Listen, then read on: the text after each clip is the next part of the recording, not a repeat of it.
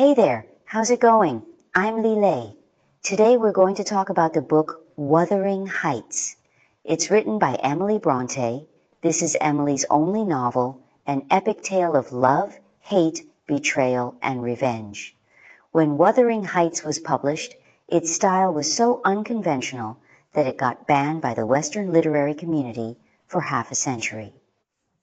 BBC has a documentary about the Brontë sisters, mentioning that in a desolate and remote village in the north of England, the sisters wrote their hugely influential works, Jane Eyre, Wuthering Heights, and Agnes Grey. Among the sisters, none lived past 39. Their lives were like fireworks, brief but dazzling. They had a pact since childhood. Each of us has to write a novel and publish it together. Charlotte Brontë, the eldest, once sent her poems to the famous poet Robert Southey when she was 20, but he harshly criticized her, saying, "Literature is not the business of women. It's not even appropriate for women." Unfair, but that was the reality back then. Emily, the second sister, started with poetry. She was skilled at horse riding, loved dogs, especially big ones, and was a sharpshooter. Charlotte described her as stronger than men, purer than children. Emily was reserved, never pursued by anyone, and had no experience in love. Yet the bizarre emotions, extreme love and hate, and passionate outbursts depicted in Wuthering Heights were all meticulously crafted by her. How did all this happen?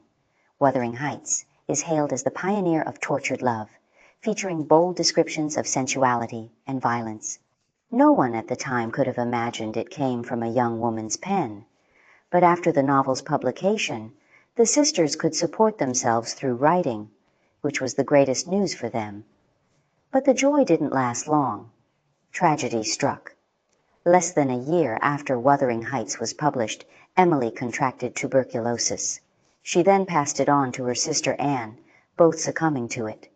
Anne was just 29 when she died. Matthew Arnold, a renowned literary critic and poet from England, wrote a poetry collection as a tribute to the Brontë sisters. In it, he praised Emily, saying she had an extraordinary fervor, intense emotions, melancholy, and boldness, unmatched since Byron's death. Let's delve into this scandalous Wuthering Heights. As of now, there are at least 14 different film and television adaptations of this novel. In the 1930s, Mr. Liang Shikyu translated Wuthering Heights into Chinese, becoming the first person in China to do so. It wasn't titled Hu Xiao Shan Zhuang back then, but Pao Xiao Shan Zhuang in Chinese. Then in 1955, at the age of 36, Mr. Yang Yi translated it as Hu Xiao Shan Zhuang, a name that has stuck till today. We've talked about Ms. Yang Yi's book, 100 Years, Many People, Many Things, which also mentions this detail. The version we're using today is the new translation by Yan Shu, a British Chinese writer, included in the author's list. This is also the second Chinese version of Wuthering Heights, collected by the Brontë Parsonage Museum, the first being Ms. Yang Yi's version. Let's talk about Wuthering Heights. Before this, I talked about Jane Eyre. Wuthering Heights and Jane Eyre give me completely different reading experiences. Jane Eyre is like a transparent jade, a bit like Shen Kongwen's Border Town. You feel its beauty, clarity, and empowering sense. But Wuthering Heights is entirely different. The first time I read Wuthering Heights was probably when I was 14, and after finishing it, I felt like the whole world turned dark. It was during a summer vacation, and that summer felt bitterly cold, as if it dragged me into a realm of despair. I kept wondering how every character in the book could end up like that. So reckless, consumed by passion, filled with a chilling power. So later on, I read about the comment of Mom on Wuthering Heights. He exclaimed, "I don't know of any other novel that describes the pain, obsession, cruelty, and persistence in love so shockingly. You can't compare Wuthering Heights with any other book." Wuthering Heights fully portrays the wildness, passion, and heavy suppression of human nature, creating a vivid and painful experience akin to a Moor. Reading Wuthering Heights has 3 levels. The first level sees love and hate.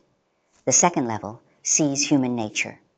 The third level leads to eternal belief. Let's talk about what Wuthering Heights is like.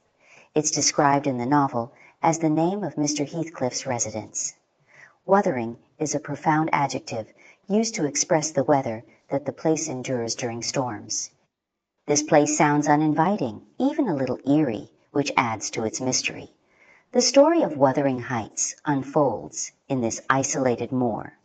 On a stormy day, Lockwood, a young tenant of Thrushcross Grange, visits Mr. Heathcliff, the landlord of Wuthering Heights. The landlord is unfriendly, but due to the bad weather, Lockwood can't leave immediately, so he has to stay at Wuthering Heights.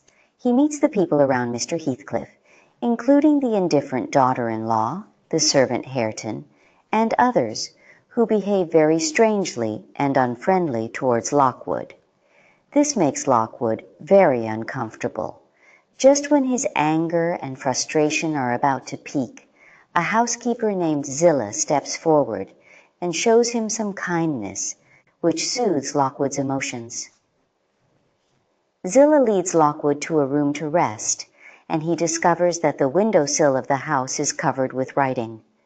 Upon closer inspection, he sees a name repeated over and over again: Catherine Earnshaw, Catherine Heathcliff, Catherine Linton. That name strikes him, Catherine. Let's remember it. This makes Lockwood curious about this Catherine. Who is she? Lockwood starts to peruse the notes and diaries she left behind, the naive strokes of her pen recording a young girl's joys and sorrows. As Lockwood reads on, he gradually falls into a drowsy sleep. The scene that follows is quite terrifying. Let's read a passage. Before long, the howling wind rattled the branches of the fir trees, tapping at Lockwood's window. Lockwood, intending to roll over and go back to sleep, found the branches too bothersome. He got out of bed and punched through the glass with his fist, reaching out to grab the tangled branch. But instead of grabbing the branch, he caught hold of a cold, small hand. A melancholic voice sobbed, "Let me in, let me in." "Who are you?" I asked, struggling meanwhile to disengage myself. "Catherine Linton," it replied shiveringly. "I'm come home. I'd lost my way on the moor." As it spoke, I discerned obscurely a child's face looking through the window.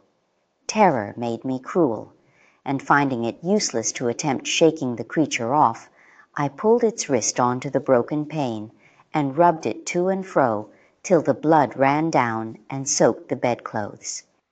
Still it wailed, "Let me in!" Yet the instant I listened again, there was the doleful cry moaning on. "It is 20 years," mourned the voice. 20 years. I've been a waif for 20 years. Just when Lockwood was about to collapse, Mr. Heathcliff appeared at the door of the room. Although he was very angry that Lockwood had slept in this room, when he heard Catherine's name, his emotions were evidently stirred. Heathcliff asked Mr. Lockwood to leave the room, and when he went in, he opened the window and sobbed bitterly. Come in, Cathy, do come. Oh, my heart's darling." This scene was completely different from Heathcliff's usual demeanour, and his mournful appearance evoked pity in Lockwood. But after leaving the room, Heathcliff immediately reverted to his bad temper, scolding Zillah and his daughter-in-law who was reading. So, Wuthering Heights exudes a strangeness everywhere. Tangled in nightmares all night long, at this moment, Lockwood had no mood, no energy to explore what had happened at the manor. He just wanted to go back to Thrushcross Grange. When the housekeeper, Mrs. Dean, came to deliver dinner, Lockwood couldn't help asking her about the situation of Heathcliff's family. So, the secret about 2 families and 3 generations slowly unfolded in Mrs. Dean's narration. The story goes like this. At that time, the master of Wuthering Heights was still Mr. Earnshaw, who had a son named Hindley and a daughter named Catherine. Once, Mr. Earnshaw went to Liverpool on business, and a few days later he returned with a dirty child. This child was found by Mr. Earnshaw on the streets of Liverpool. After inquiring for a long time and not finding the child's relatives, he brought the orphan back and named him Heathcliff. This was originally the name of Mr. Earnshaw's other son, but sadly that little boy died young. Out of a strange, inexplicable affection, Mr. Earnshaw treated this boy named Heathcliff with special fondness. This stirred resentment in his own son Hindley, who often clashed physically with Heathcliff. Unlike Hindley, his daughter Catherine was close in age to Heathcliff, and the two gradually became good playmates, their relationship growing stronger. Except for old Mr. Earnshaw and Catherine, nobody in the household liked Heathcliff. Living in this abnormal state, Heathcliff suppressed both pride and inferiority in his heart. In fact, he didn't feel warmth, which made his character volatile and eccentric. When old Mr. Earnshaw noticed Hindley bullying Heathcliff often, he intervened and sent his own son Hindley away to study elsewhere, getting him out of the house. With Hindley's mischief gone, Catherine and Heathcliff's affection deepened over time. Unfortunately, this blissful time only lasted for 3 years, until Mr. Earnshaw passed away. Next, Hindley returned to Wuthering Heights with his new wife, becoming the master of the estate. Years of accumulated resentment finally erupted, and as soon as Hindley returned, he degraded Heathcliff to a servant, assigning him the dirtiest and most tiring tasks, making him eat and live with the servants, denying him education, and forbidding him from seeing Catherine. Faced with Hindley's actions, Heathcliff silently endured, burying the seeds of hatred in his heart. Love can save, but hatred not only destroys others, but also oneself. Once planted, the seeds of this hatred would grow into a terrible force. Fortunately, there was Catherine. She had grown into a beautiful and lively young lady who would teach Heathcliff everything she learned and accompany him in work and play. They didn't care about punishment, whether it was reciting the Bible or being whipped. As long as they were together, they disregarded those penalties. Catherine's love could be said to be the only sunshine illuminating Heathcliff's dark life. However, one time while out, Catherine unexpectedly fell ill. During her recovery, she met Edgar, the young master of Thrushcross Grange. Edgar was refined and had excellent manners. For Catherine, who grew up in the seclusion of Wuthering Heights, he presented a fatal temptation. She had never seen such a gentleman. She stayed at Thrushcross Grange for 5 weeks, experiencing luxurious parties and beautiful dresses. All this beauty awakened Catherine's vanity. All. When she returned to Wuthering Heights, Catherine was no longer the untamed wild child she used to be. She changed into a shiny, elegant young lady. The contrast between the two was so stark that when Heathcliff saw his own grimy face and hands, and the clothes he hadn't changed in 3 months, he felt inferior. He hid behind a chair, and Catherine noticed him hiding there. But the joy of their reunion overwhelmed her. She paid no attention to those details, rushed over, kissed Heathcliff's face, and earnestly suggested, "You should wash your face and comb your hair. You'll look more decent." However, Heathcliff felt mocked and abruptly withdrew his hand, shouting, "I like to be dirty." Then he angrily stormed out. Later on, Catherine and Heathcliff made up, but their relationship changed. That was because Catherine had something else in her heart. She was filled with longing for high society life. Since returning from Thrushcross Grange, Catherine had been in frequent contact with the Lintons. Whenever she was with them, Catherine never showed rudeness. She wanted to get along well with the Lintons, to be as gentle and graceful as Edgar's sister, and to demonstrate her ladylike manners in front of them. However, when the Lintons expressed disgust towards Heathcliff, Catherine never defended her companion. She pretended to be indifferent. But when she was alone at home, she discarded that facade and turned into a carefree little madcap, playing with Heathcliff. Heathcliff also expressed his disdain for the Lintons. They were different kinds of people. At this point, Catherine wouldn't agree with him either. She found herself caught between the Lintons and Heathcliff, feeling truly torn and experiencing a fractured life. One day, Hindley was out, and Heathcliff wanted to spend time with Catherine. However, Catherine invited Edgar Linton and his sister Isabella over. Heathcliff complained, "Cathy, you spend more time with the Lintons than with me." Facing this reproach, Catherine suddenly erupted, "What do you talk about? You might be dumb or a baby for anything you say to amuse me, or for anything you do either." Heathcliff was shocked. "You never told me before that I talked too little, or that you disliked my company, Cathy," exclaimed Heathcliff in much agitation. "It's no company at all when people know nothing and say nothing," she muttered. At that moment Edgar Linton arrived. He was entering as Heathcliff was exiting. In that instant, Catherine clearly noticed the difference between the two. It was so obvious. The contrast was like switching from a desolate coal-mining area to a beautiful, fertile valley. Indeed, they were people from different classes. Through years of hard labor, Heathcliff's early education had vanished. Now he had become sluggish, coarse in appearance, and his childhood experiences had made him very solitary, which later evolved into near brutal insensitivity. For a few acquaintances around him, Heathcliff deliberately aroused their disgust instead of respect, deriving a sick pleasure from it, as if seeking revenge. So, he was vastly different from Edgar Linton. Catherine welcomed Edgar's arrival, wanting to send Mrs. Dean away, but Mrs. Dean refused. So Catherine, as usual, ruthlessly pinched Mrs. Dean's arm. This caused Mrs. Dean extreme pain, and she cried out, "Miss, you have no right to pinch me." Seeing Catherine treat those around her so brutally in front of the Lintons made her feel ashamed and embarrassed.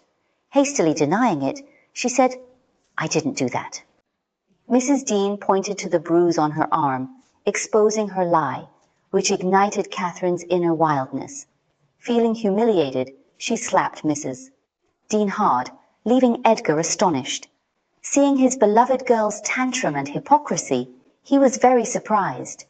He stepped in to intervene, but Catherine instinctively slapped him too. Edgar was shocked. No one had ever treated him like this before. He stood there for a moment, then walked out pale-faced. Finally realizing the severity of the situation, Catherine didn't want Edgar to leave. But Edgar said that Catherine frightened him, and he would never come back again. Catherine burst into tears, saying, "I'll be miserable all night if you go like this." Out of politeness, kindness, and sympathy, Edgar hesitated when he reached the yard, then turned back and went back into the house. After this incident, Edgar decided to propose to Catherine, and she agreed. But Catherine had a secret. She didn't love Linton, she loved Heathcliff. "If Hindley had not brought Heathcliff so low, I shouldn't have thought of marrying anyone else. It would degrade me to marry Heathcliff now, so he shall never know how I love him, and that, not because he's handsome, Nellie, but because he's more myself than I am. Whatever our souls are made of, his and mine are the same, and Linton's is as different as a moonbeam from lightning, or frost from fire." As Catherine spoke these words, Heathcliff was nearby. When he heard Catherine say that marrying him would degrade herself, he felt deeply humiliated and quietly walked away, while Catherine proclaimed, "Who is to separate us, pray? They'll meet the fate of Milo. Not as long as I live, Ellen, for no mortal creature. Every Linton on the face of the earth might melt into nothing before I could consent to forsake Heathcliff. Oh, that's not what I intend. That's not what I mean. I shouldn't be Mrs. Linton were such a price demanded. He'll be as much to me as he has been all his lifetime. Edgar must shake off his antipathy and tolerate him at least." You see, Catherine was so contradictory. Although she understood how important Heathcliff was to her, she knew her feelings for him, yet she still accepted Edgar's proposal. Heathcliff never imagined that amidst status and power, His relationship with Catherine could be so easily discarded. So, on a stormy night, Heathcliff left in anger, leaving Wuthering Heights behind. The deeper the love, the more painful the hurt. When one considers their love to be their entire life, losing them means the end of life itself. For Heathcliff, Catherine was everything. So when he thought that Catherine abandoned him, the world turned dark, and he felt like a monster abandoned in the moor. It was at this moment that the gears of fate began to turn. After Heathcliff's abrupt departure, Catherine couldn't bear it. She fell seriously ill, becoming more capricious, irritable, and arrogant than ever before. Gradually, time changes many things. 3 years later, Catherine married Edgar. Initially, their marriage seemed harmonious, but this calm was short-lived. One September evening, their lives were shattered. Because Heathcliff returned, after so long, no one knew what he had been through. But now he returned in splendor. Heathcliff didn't receive enough love, so the hatred in his heart hadn't dissipated. After returning, he had completely changed, becoming someone else entirely. He had grown into a tall, robust, well-built, handsome man. His straight stature suggested military service, and his facial expressions and demeanor appeared much more mature than Edgar's, displaying a wise countenance that erased all traces of his past destitution and lowliness. His eyebrows were low, his eyes filled with black flames, hiding a wildness within. Though he seemed overly serious, he also had an elegance, bearing an imposing demeanor and refined temperament. Catherine kept her eyes on Heathcliff, afraid that he would disappear again in a blink of an eye. She was overjoyed, but Heathcliff didn't look at her much, though occasionally he would glance swiftly in her direction. But each time he withdrew his gaze, he appeared more confident than before, because from the other's eyes he felt unreserved joy. Both were immersed in the joy of reunion, feeling no embarrassment. With Heathcliff's return, there began a more frequent exchange between Thrushcross Grange and Wuthering Heights. Just when everything seemed prosperous, Isabella, Linton's sister, confessed to everyone that she had fallen in love with Heathcliff.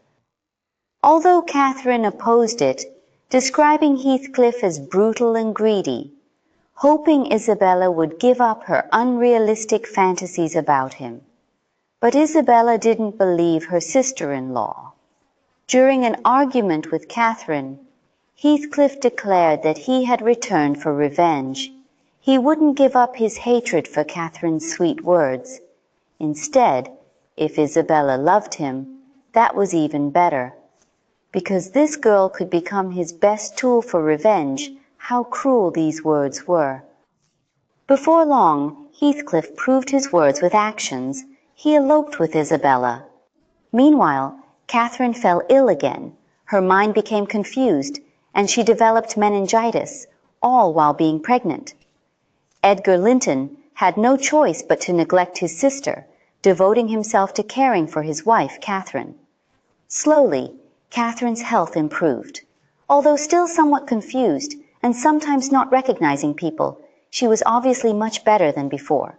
6 weeks later, Isabella sent a letter announcing that she had married Heathcliff, hoping her brother could forgive her. However, Edgar Linton did not reply to her. 2 weeks later, Isabella sent another long letter, this time addressed to Mrs. Dean. In the letter, Isabella said, "Even if it were a tiger or a snake, it wouldn't frighten me like this. I hate Heathcliff to the bone, and my suffering is beyond words. I was so foolish." After reading Isabella's letter, Mrs. Dean was extremely worried. It was clearly a cry for help. This little girl was in dire straits, and she had to go to Wuthering Heights to see her. When Mrs. Dean arrived at Wuthering Heights, she found that the once lively and bright yard now appeared gloomy and desolate. with stains and dust everywhere on the cupboards and tables. What's worse, Isabella seemed to have been infected by the indifferent atmosphere around her. Her beautiful face became pale and haggard. One's well-being or misery shows on their face, and Isabella was clearly unhappy. Heathcliff then asked Mrs. Dean about Catherine's condition and demanded that Mrs. Dean find a way for him to meet with Catherine. "Otherwise, I won't let you leave Wuthering Heights." Look at this man, still ruthless as ever. Mrs. Dean refused his request, but Heathcliff persisted, saying, "Do you think she's about to forget me? You know she won't. You and I both know that every time she thinks of Linton, she thinks of me 1,000 times. There are 2 words that summarize my future, death and hell. Living after losing Catherine is hell." He didn't care about Isabella's feelings as he spoke these words. He then said, "But I was confused for a moment, thinking Catherine valued Edgar Linton's love more than mine. Bah! Linton is nothing compared to her dogs and horses in Catherine's eyes. He's not worth loving, unlike me. How could Catherine love something he doesn't have?" In the end, Mrs. Dean was forced to agree to help Heathcliff deliver a letter to Catherine, and if she agreed, find a chance for them to meet. 4 days later, Mrs. Dean finally got an opportunity and gave the letter to Catherine. Although she didn't get any response, Heathcliff boldly barged in. Soon he found the room where Catherine was. He rushed to her side and hugged her tightly. Heathcliff didn't speak, nor did he let go of her hands. They hugged for about 5 minutes. Catherine kissed him first, and Heathcliff was heartbroken, unable to breathe, unable to bear looking at her face. From the moment he saw Catherine, Heathcliff knew she wasn't going to get better. "Oh, Cathy, oh, my life, how can I bear it?" was the first sentence he uttered, in a tone that did not seek to disguise his despair. "What now?" said Catherine, leaning back, and returning his look with a suddenly clouded brow. Her humour was a mere vein for constantly varying caprices.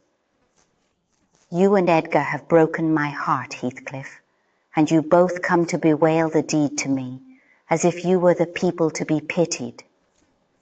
Heathcliff had knelt on one knee to embrace her. He attempted to rise, but she seized his hair and kept him down. "I wish I could hold you," she continued bitterly, "till we were both dead.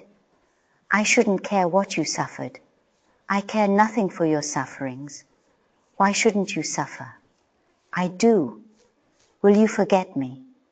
Will you be happy when I am in the earth? Will you say 20 years hence, 'That's the grave of Catherine Earnshaw'? I loved her long ago, and was wretched to lose her. But it is past. I've loved many others since. My children are dearer to me than she was." You see, Catherine's emotions were extreme anger, extreme despair, and extreme heaviness. Heathcliff replied, "Don't torture me till I'm as mad as yourself. Are you possessed with a devil to talk in that manner to me when you are dying? Do you reflect that all those words will be branded in my memory and eating deeper eternally after you have left me? You know you lie to say I have killed you. And Catherine, you know that I could as soon forget you as my existence. Is it not sufficient for your infernal selfishness that while you are at peace, I shall writhe in the torments of hell?" Their feelings were so intense that even if death took them away, the flame of life burned fiercely. Catherine said, "I'm not wishing you greater torment than I have, Heathcliff. I only wish us never to be parted, and should a word of mine distress you hereafter, think I feel the same distress underground, and for my own sake forgive me." Heathcliff replied, "You teach me now how cruel you've been, cruel and false. Why did you despise me? Why did you betray your own heart, Cathy? I have not one word of comfort. You deserve this. You have killed yourself. What right had you to leave me? What right, answer me, for the poor fancy you felt for Linton? Because misery and degradation and death and nothing that God or Satan could inflict would have parted us. You of your own will did it. I have not broken your heart. You have broken it.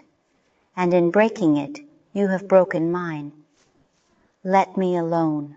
Let me alone, sobbed Catherine. If I've done wrong, I'm dying for it.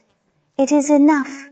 You left me too, but I won't upbraid you. I forgive you. Forgive me. It is hard to forgive, and to look at those eyes and feel those wasted hands, he answered. Kiss me again, and don't let me see your eyes. I forgive what you have done to me. I love my murderer, but yours, how can I? They were silent, their faces hid against each other and washed by each other's tears. Shortly after, Edgar returned. Seeing Heathcliff, he was furious and astonished. He rushed toward Heathcliff, but Heathcliff placed the unconscious Catherine into Edgar's arms, asking him to attend to his wife first. At midnight, Catherine gave birth prematurely. Her child was born, only 7 months old. 2 hours later, Catherine passed away. Edgar wept bitterly, finally collapsing on the pillow, pale, silent, just like the Catherine lying beside him. Catherine's funeral was set for Friday. Before that, her coffin was placed in the living room, where Linton kept vigil day and night. Meanwhile, Heathcliff stayed in the garden every night without rest. Mrs. Dean was moved by his determination and decided to give him a chance to bid Catherine a final farewell. During the few hours that Linton rested, Mrs. Dean opened a window, and Heathcliff cautiously entered. He opened the small golden box around Catherine's neck, containing her husband's hair. Heathcliff took out that strand of hair and replaced it with one of his own black hair. Mrs. Dean picked up the lighter hair, opened the box, twisted the 2 strands together, and placed them back inside, the 3 of them tangled together, inseparable. The day after Catherine's funeral, Isabella escaped back. She was in a sorry state, with a deep wound under one ear. The cold weather prevented excessive bleeding, but Isabella's fair face was marred with bruises. After Mrs. Dean bandaged her wound and changed her clothes, Isabella removed her ring from her ring finger and threw it into the fireplace. She cursed Heathcliff fiercely, blaming him for ruining her love and her life, wishing that devil would disappear immediately. Then Isabella told Mrs. Dean what had happened. Last night, just before midnight, Isabella deliberately provoked Heathcliff. She said, "At the Grange, everyone knows your sister would have been living now, had it not been for Mr. Heathcliff. After all, it is preferable to be hated than loved by him. When I recollect how happy we were, how happy Catherine was before he came, I'm fit to curse the day." These words triggered Heathcliff's explosive anger. He grabbed a dining knife and threw it at Isabella, cutting her ear. Hindley then rushed in, and the 2 men fought. Isabella managed to escape quickly and returned to Thrushcross Grange. Isabella didn't stay long at Thrushcross Grange. She settled in the south. Several months later, she wrote a letter saying she had given birth to a son, her and Heathcliff's son, named Linton. Half a year after Catherine's death, her brother Hindley also passed away. Heathcliff became the new master of Wuthering Heights. He cruelly retaliated against Hindley's son Hareton, humiliating the boy just as Hindley had treated him years ago. Meanwhile, at Thrushcross Grange, Edgar underwent significant changes after Catherine's death. He resigned from all his duties and never ventured far from home again. The farthest he went was to Catherine's grave. He deeply missed his wife. Fortunately, Catherine left behind a daughter. This daughter soon comforted his heart. Edgar named her Catherine and called her Cathy, creating a magical connection between the little girl and her mother. Cathy was a very infectious child who brought sunshine to Thrushcross Grange. Under Edgar's protection, Cathy grew up without leaving Thrushcross Grange until she was 13. She was very curious about the outside world and wanted to go to the highest cliff to see. At the age of 13, Isabella wrote a letter saying she had been ill for 4 months, pleading for her brother's visit to bid her final farewell and to take care of young Linton, her son with Heathcliff. Upon receiving the letter, Edgar immediately set off southward. During her father's absence, Cathy sneaked out and ventured to Wuthering Heights, where she met Hareton. When Mrs. Dean found her, Cathy was leisurely chatting with Hareton. Learning that Hareton was not the master or a servant but her cousin, Cathy burst into tears. Initially angered by Cathy's contempt, Hareton softened upon seeing her cry. Hareton, now a tall and handsome young man, dressed like a laborer on a farm. Although Heathcliff didn't physically abuse him, he made no effort to correct Hareton's bad habits, delighting in his ignorance. The more degraded Hareton became, the more satisfied Heathcliff was. 3 weeks later, Edgar returned with Isabella's son, young Linton, a pale and delicate boy sitting in the carriage. This was Isabella and Heathcliff's son, Linton. After much deliberation, Edgar decided to send Linton back to Wuthering Heights. However, Heathcliff didn't welcome Linton either. He disliked the boy and seldom spent time with him. Upon Linton's return, the housekeeper and servants at Wuthering Heights also disliked the pampered young master.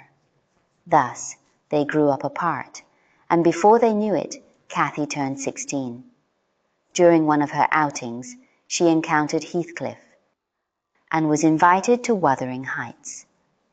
Little did she know, Heathcliff had a sinister plan in mind to make Cathy and Linton fall in love and marry. Thus, Cathy found herself back at Wuthering Heights and reunited with Linton. Upon returning home, Cathy immediately confessed to Edgar what had transpired at Wuthering Heights, blaming her father. "Why didn't you let me be friends with Linton?" Unable to evade, Edgar briefly explained to her Heathcliff's atrocities and how he seized Wuthering Heights. He told Cathy, "If not for Heathcliff, your mother would still be alive." Cathy was stunned. She had never known such extreme wickedness. She hadn't witnessed true evil. That night, Cathy tearfully asked Mrs. Dean to write a note to Linton, explaining why they couldn't see each other or be friends anymore. She also wanted to send some books to Linton. Everyone assumed Cathy and Linton would no longer be in contact. However, Mrs. Dean discovered a cherished box belonging to Cathy, containing a pile of letters exchanged between her and Linton. Initially polite, the letters gradually developed into blush-inducing love letters. Mrs. Dean was astonished and angry. She took the letters to Cathy, threatening to show them to her father. Cathy broke down, begging Mrs. Dean to burn the letters. She promised she wouldn't write to Linton again. After that, Cathy became melancholic and withdrawn. One winter day, Mrs. Dean accompanied Cathy for a stroll. Unpleasant things happened when they encountered Heathcliff. Upon meeting, Heathcliff berated Cathy, saying, "You treat love as a joke. Do you know how heartbroken Linton is for you? His health is deteriorating day by day, and he's close to death." Then, Heathcliff lowered himself, pleading with Cathy, "Please save Linton." Heathcliff was truly cunning, but Cathy believed every word he said. When Edgar learned of this, he was furious and issued a prohibition, forbidding Cathy from going to Wuthering Heights. Despite Cathy's tears and protests, it was to no avail. Thus, Cathy and Linton could only maintain their connection through letters. After half a year had passed, they finally persuaded Edgar. Edgar allowed them to meet within the Thrushcross Grange. They would meet once a week, and Mrs. Dean would supervise. But during their first meeting, Linton didn't adhere to the agreement. He arranged to meet Cathy less than 500 meters away from Wuthering Heights, which was actually Heathcliff's idea. During the second meeting, the plot truly unfolded. Heathcliff suddenly appeared, forcibly dragging Linton back home. Terrified, Linton collapsed on the ground, only willing to let Cathy help him. So Heathcliff pleaded, saying, "Cathy, help Linton back to Wuthering Heights." And so, Cathy found herself back at Wuthering Heights. Initially, she remembered her father's warning and refused to enter the house. But she couldn't resist Linton's persuasion, and finally, she entered Wuthering Heights. As soon as Cathy and Mrs. Dean stepped inside, Heathcliff locked the door. Heathcliff then sternly warned them, "You better obey." He demanded that Cathy marry Linton the next day, otherwise they would face daily beatings. Faced with Heathcliff's brutality and malice, Linton sat quietly in his chair, as timid as a mouse, seemingly unaffected by it all. He was a weak person. This continued until 5 days later, when Mrs. Dean was finally released. Luckily, in the dead of night, with Linton's help, Cathy managed to escape back to Thrushcross Grange. And that was Edgar's final goodbye to his daughter. That very night, Edgar passed away, thankfully with his beloved daughter by his side. Edgar's funeral was hastily arranged. On the same day as the funeral, Heathcliff personally came to take Cathy back to Wuthering Heights, and Cathy didn't resist. She said, "I will go. Linton is my only love in this world. Despite your efforts to make him hate me, to make me hate him, you cannot make us resent each other. I know he loves me, so I love him too. Mr. Heathcliff, you are unloved. When you die, no one will shed a tear for you." After returning to Wuthering Heights, Cathy found Linton's health had deteriorated significantly. She begged Heathcliff to call a doctor, but he refused. He also forbade the servants from attending to Linton. Before long, Linton passed away. A few days later, Heathcliff showed Cathy Linton's will, declaring that he had inherited all of Linton's property, leaving Cathy with nothing. Now, both Wuthering Heights and Thrushcross Grange belonged to Heathcliff. Mrs. Dean's story ended here. Listening to the story, Mr. Lockwood gradually recovered. He realized Heathcliff was truly as terrifying as a devil. He decided he didn't want to stay there for another 6 months. Now, the only young people left at Wuthering Heights were Cathy and Hareton, who initially didn't get along. Because of Heathcliff, Hareton had received no education and couldn't read. Catherine said, "So you've turned into a fool." Cathy scorned him and provoked him by imitating Hareton's accent while reading, which hurt his pride. Hareton, enraged, slapped Cathy and then threw the books into the fireplace. Then he stormed out. At this point, Mr. Heathcliff returned, and Mr. Lockwood informed him face-to-face that he would be leaving for London next week and wouldn't be renewing his lease after the year was up. And with that, he left Wuthering Heights. So, what happened next? Fast forward to September of that year, Mr. Lockwood was invited to a hunting ground in the north. On a whim, he suddenly felt that it was very close to Thrushcross Grange, and he wanted to go see it. After riding his horse for 3 hours, he finally arrived at Thrushcross Grange. The new housekeeper busily helped him settle into his room and informed him that Mrs. Dean no longer lived there. She had moved to Wuthering Heights. So Mr. Lockwood went to visit everyone at Wuthering Heights. The doors and windows were all open, and the air was filled with the scent of flowers. Didn't it feel like Wuthering Heights had changed? It no longer exuded the same eerie feeling. Lockwood stood at the door and heard a sweet silver bell-like voice saying, "This is the 3rd time, you idiot. I won't tell you again. Remember it properly, or I'll pull your hair."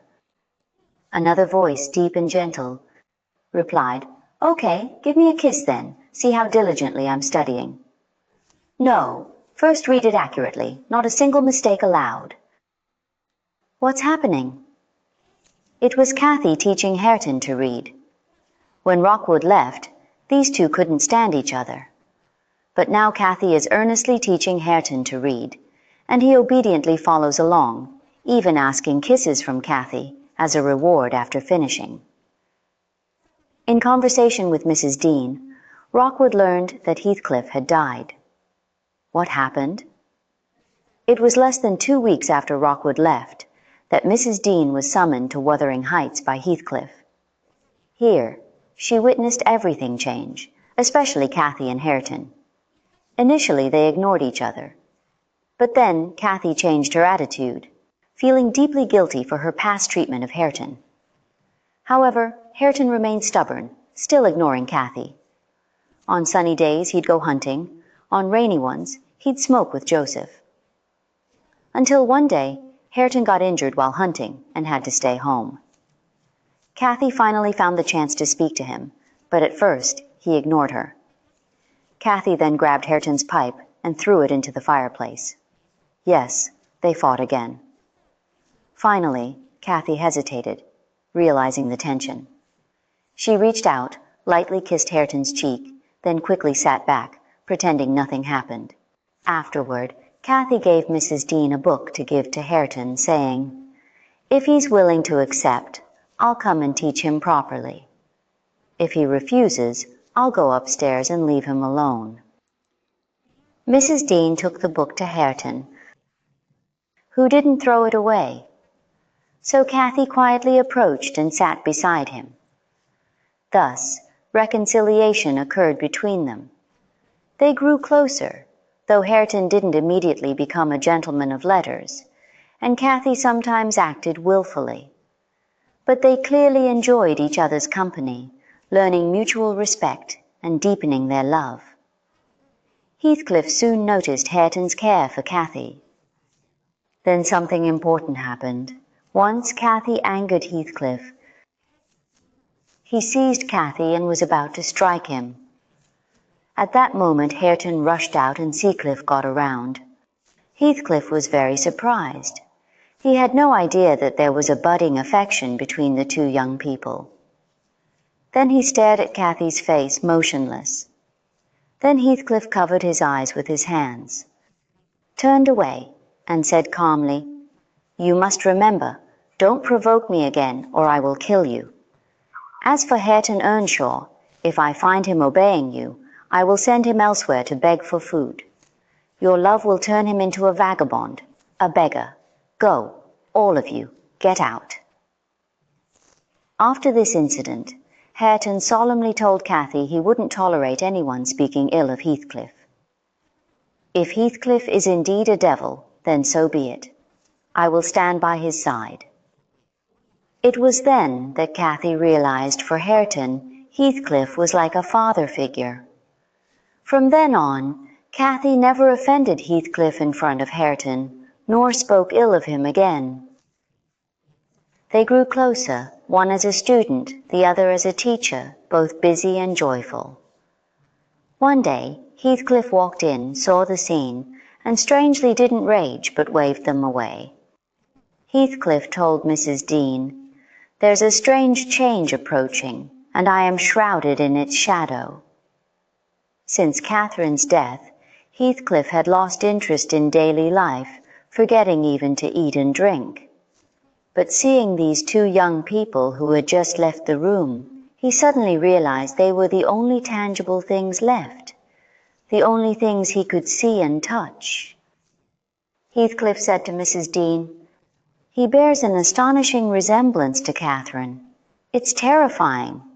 Every time I see Hareton, I think of Catherine. You may think appearance is what troubles me the most, but it's actually the least significant. Because to me, is there anything that isn't related to her? The whole world is a dreadful collection of memories, constantly reminding me that Catherine did indeed exist, but now I have lost her." Since then, Heathcliff began pacing around the house, often muttering to himself about frightening things. He started avoiding meals with others, sometimes eating only once a day. One evening, Heathcliff went for a stroll in the garden. He returned from outside in the early morning, trembling all over, but with a joyful expression on his face. He said, "He stood on the edge of hell, and today he saw heaven." After that, Heathcliff stopped eating and drinking, and he didn't sleep at night anymore. He continued murmuring, his tone low and sincere, though nobody knew what he was saying except for Catherine's name. The next morning, Mrs. Dean pushed open the door and found Heathcliff dead. Everyone was indifferent to Heathcliff's death except poor Hareton, who had suffered the most from him and was the only one truly grieving. He sat beside the body, weeping bitterly, holding Heathcliff's hand and kissing that cruel and mocking face. He mourned deeply for the deceased, with genuine sorrow emanating from a kind heart. Mrs. Dean recounted everything that had happened during that time. She told Rockwood that Cathy and Hareton had decided to marry and would move to Thrushcross Grange on New Year's Day. It was uplifting news to hear. Rockwood bid farewell to Mrs. Dean, and on his way home, he detoured to the church to find those 3 gravestones.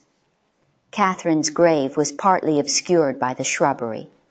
Edgar Linton's grave was well tended, surrounded by green grass and moss-covered. Heathcliff's grave was also there, still bare.